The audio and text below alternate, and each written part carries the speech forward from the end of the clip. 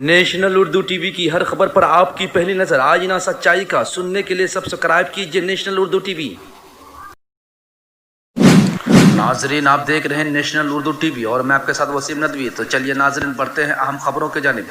مغربی بنگال آسام میں مدرسوں کو بند کرنے کا فیصلہ، آسام بھون کے باہر مظاہرہ۔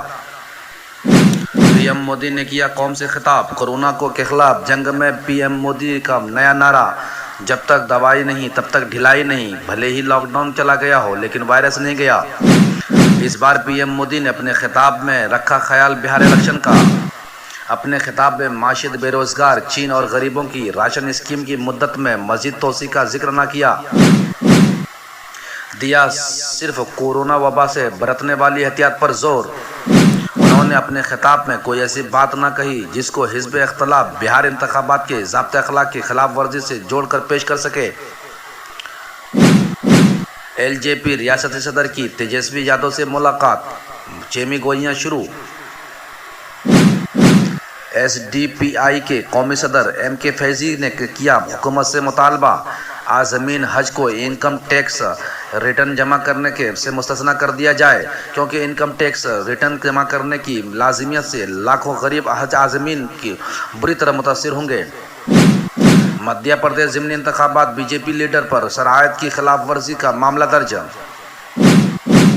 پورا ہندوستان میں چرچا ہے بہار الیکشن کا کہ بہار عوام کیسی دانش مندی کا مظاہرہ کرے گی اور کس کی بنائے گی سرکار۔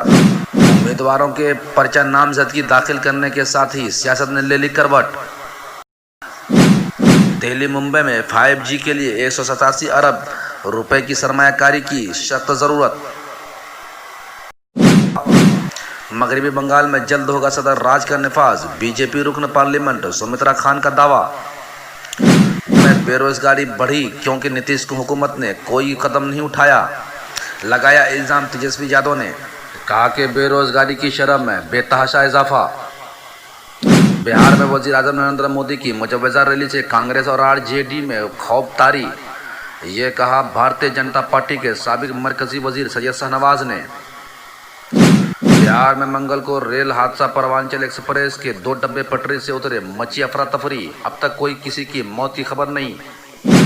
ناظرین، اگر آپ ہمارے چینل کو فیس بک پہ دیکھ رہے ہیں تو ہمارے پیج کو لائک اور انسٹاگرام کو فالو کریں، اور اگر آپ یوٹیوب پہ دیکھ رہے ہیں تو سبسکرائب ضرور کر لیں، اور نیشنل اردو ٹی وی کو سب سے پہلے سننے کے لیے بیل آئیکن کو دبا دیں۔